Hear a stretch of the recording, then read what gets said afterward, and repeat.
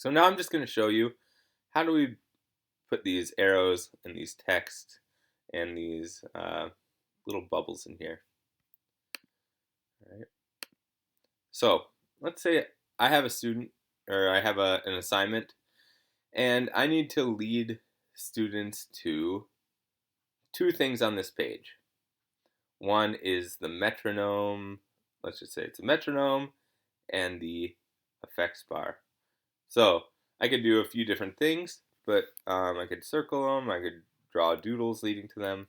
But what I've found looks pretty nice and neat is using shapes. So here I have a shape right here.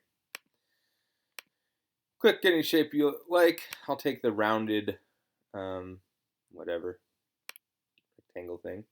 Now, all I'm doing with this shape is creating a nice pad for my text. So you'll see, like here we have these nice pads for the text.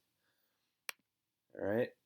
But I also like to make them a little translucent, just so you kind of still see a little bit what's in the background. So here's my shape. I'm going to put some text on there. But I want to change the color a little bit, the fill color. So what I'm going to do is just go to a custom color. All right. Keep it up here, which is going to keep it gray. And I'm just going to turn this transparency to however transparent I want it to be. So if I put it all the way at one extreme, you see it's completely transparent. I don't want that. So for this assignment, it's going to be mostly transparent. So as you can see, if I have it on top of some other colors, and actually I'd probably make it a little bit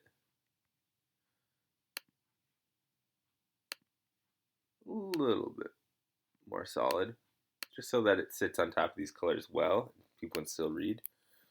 Anyways, now I have a nice pad for my text, and when students see this, they know exactly what to look at, rather than just having a bunch of text randomly sit around. So, again, instead of redoing all of that stuff, doing a new shape, resetting the color, I'm going to use that duplicate function that I just used. And what I'm going to do is just press Command D, and now I have another text box that I can resize if I have less text or whatnot. Okay? So I'm going to set these. I'm always try to be a little careful about where I set things. I'm going to keep these down in this black space because there's not a lot going on. And now I'm just going to create arrows to my the buttons that I want them to know about. So I'm just going to go up here to shapes and go to arrow. And let's just say I want to take this one from here to the effects. Okay, now if I look at this arrow, you obviously cannot see it well. It's not very big. So we're going to go to our line weight and bump that up. Maybe that's a little big.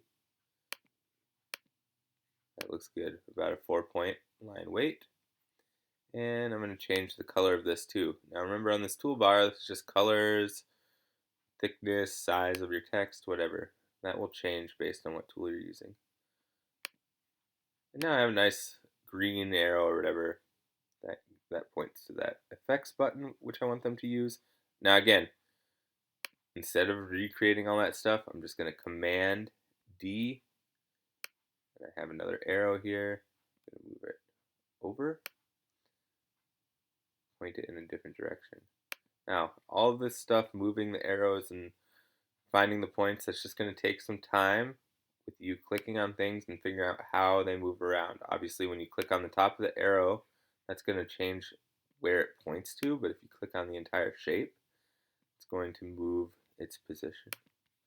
All right, and then the last thing I need to do is add a text box. And I think this is the clunkiest part of Google Slides, honestly, but it still works all right. So I have a text box here. I don't really like the size in that font, so I'm just going to change that up here. Something a little cooler. All right, let's just say I want impact because it's kind of thick and bold. Put that up to 18. So I'm just going to say this is the Effects browser. Click.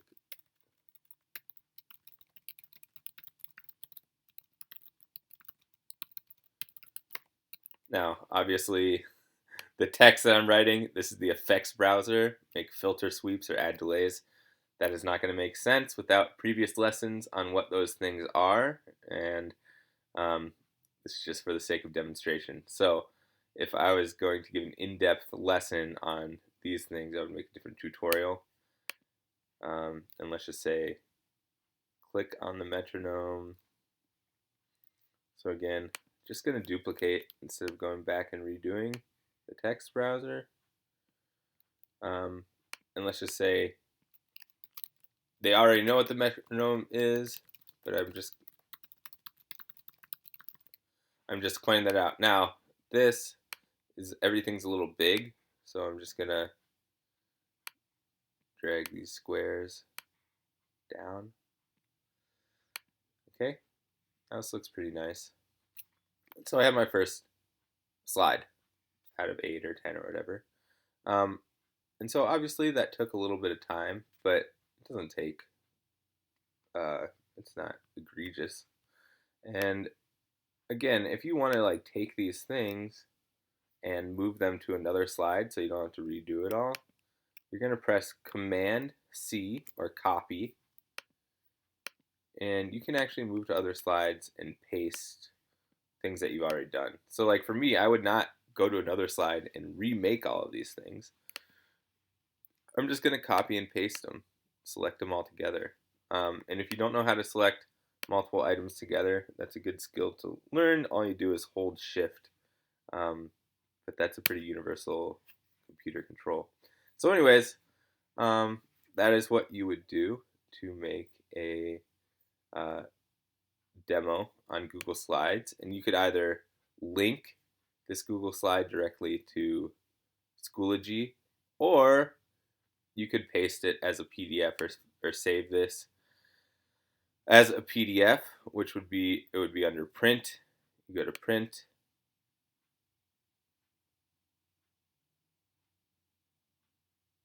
Okay, open PDF and save it as a PDF. Okay, I could show you what one of these looks like in my Schoology.